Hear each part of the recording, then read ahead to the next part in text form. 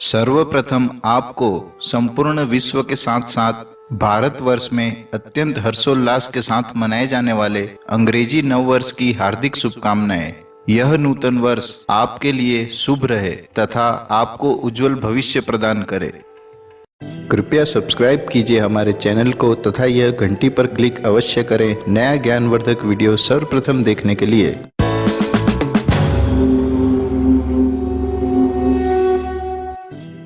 नमस्कार दोस्तों, मैं विनोद पांडे आपका हार्दिक स्वागत करता हूं आपके अपने YouTube चैनल पर। आज के युग में अंग्रेजी कैलेंडर का प्रचलन अत्यधिक तथा सर्वव्यापी हो गया है, किंतु उससे भारतीय कैलेंडर का महत्व कभी कम नहीं किया जा सकता। हमारे प्रत्येक त्योहार एवं व्रत उपवास, युग पुरुषों की जयंती या पुण्यतिथि, विवाह तथा अन्य शुभ कार्यों के शुभ मुहूर्त आदि सभी भारतीय कैलेंडर अर्थात हिंदू पंचांग के अनुसार ही देखे जाते हैं। संपूर्ण विश्व में नववर्ष का उत्सव प्रतिवर्ष 1 जनवरी के दिन ही धूमधाम तथा हर्षोल्लास के साथ मनाया जाता है। यह नववर्ष अंग्रेजी कैलेंडर के अनुसार मनाया जाता है, किंतु भारतीय सनातन पंचांग के अनुसार नववर्ष चैत्र मास में मनाया जाता है, जिसे नव संवत्सर भी कहा जाता है। अंग्रेजी कैलेंडर के अनुसार चैत्र मास मार्च या अप्रैल के महीने में आता है। इस दिन को महाराष्ट्र में गुड़ी पड़वा तथा आंध्र प्रदेश में उगादि पर्व के रूप में भी मनाया जाता है। चैत्र शुक्ल प्रतिपदा का दिवस ही वासंती नवरात्र का प्रथम दिवस भी होता है। पुरातन ग्रंथों के अनुसार इसी दिन सृष्टि के रचयिता भगवान ब्रह्मा जी ने सृष्टि की रचना प्रारंभ की थी।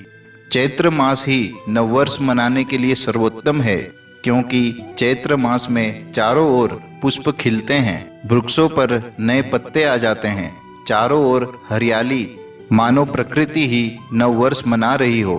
चैत्र मास में सर्दी जा रही होती है तथा गर्मी का आगमन होने जा रहा होता है। मनुष्य के लिए यह समय प्रत्येक प्रकार के वस्त्र पहनने के लिए उपयुक्त है।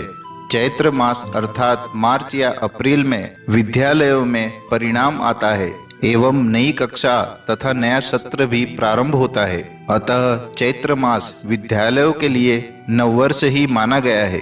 चैत्र मास अर्थात 31 मार्च से 1 अप्रैल के दिन ही बैंक तथा सरकार का नया सत्र भी प्रारंभ होता है। चैत्र में नया पंचांग आता है, जिससे प्रत्येक भारतीय पर्व, विवाह तथा अन्य मुहूर्त देखे जाते हैं। चैत्र मास में ही फसल कटती है तथा नया अनाज भी घर में आता है, तो किसानों का नया वर्ष भी इसे ही माना जाता है। भारतीय नववर्ष से प्रथम नवरात्र प्रारंभ होता है, जिससे घर घर में माता रानी की पूजा की जाती है, जो कि वातावरण को शुद्ध तथा सात्विक बना देता है। चैत्र प्रतिपदा के दिन महाराज विक्रमादित्य द्वारा विक्रमी संवत की शुरुआत, भगवान झूलेलाल का जन्म, नवरात्रि प्रारंभ, गुड़ी पड़वा, उगादि तथा ब्रह्मा जी द्वारा सृष्टि की रचना इत्यादि का संबंध इस दिन से है। इस प्रकार ब्रह्मांड से प्रारंभ कर सूर्य चंद्र आदि की दिशा, मौसम, नक्षत्र, पौधों की नई पत्तियां, किसान की नई फसल, विद्यार्थी की नई कक्षा, मनुष्य में नया रक्त संचारण आदि परिवर्तन चैत्र से ही प्रारंभ होते हैं। भारतीय सनातन कैलेंडर अर्थात हिंदू पंचांग की गणना सूर्य तथा चंद्रमा के अनुसार की जाती है। यह सत्य है कि विश्व के अन्य प्रत्येक कैलेंडर किसी न किसी रूप में भारतीय पंचांग का ही अनुसरण करते हैं। मान्यता तो यह भी है कि विक्रमादित्य के काल में सर्वप्रथम भारतीयों द्वारा ही कैलेंडर अर्थात पंचांग का आविष्कार, गणना तथा विकास हुआ था। हिंदू पंचांग के अनुसार से ही 12 महीनों का एक वर्ष तथा सप्ताह में 7 दिनों का प्रचलन प्रारंभ हुआ था। कहा जाता है कि भारत से ही यूनानियों ने भारतीय पंचांग का विश्व के भिन्न भिन्न राज्यों में प्रचार तथा प्रसार किया था। संवत कैलेंडर से भी पूर्व लगभग 6700 ईसा पूर्व हिंदुओं का प्राचीन सप्तर्षि संवत अस्तित्व में आ चुका था, किंतु इसका विधि अनुसार प्रारंभ लगभग 3100 ईसा पूर्व माना जाता है। साथ ही इसी समय में भगवान श्री कृष्ण जी के जन्म से कृष्ण कैलेंडर का भी प्रारंभ माना जाता है। उसके पश्चात कलयुगी संवत का भी प्रारंभ माना गया है। विक्रमी संवत का प्रारंभ 57 ईस्वी पूर्व से माना जाता है। विक्रम संवत को नव संवत्सर भी कहा जाता है। संवत्सर 5 प्रकार का होता है, जिसमें सूर्य, चंद्र, नक्षत्र, सावन तथा अधिक मास का समावेश किया गया है। यह 365 दिनों का होता है। इसका आरंभ मेष राशि में सूर्य की संक्रांति से होता है।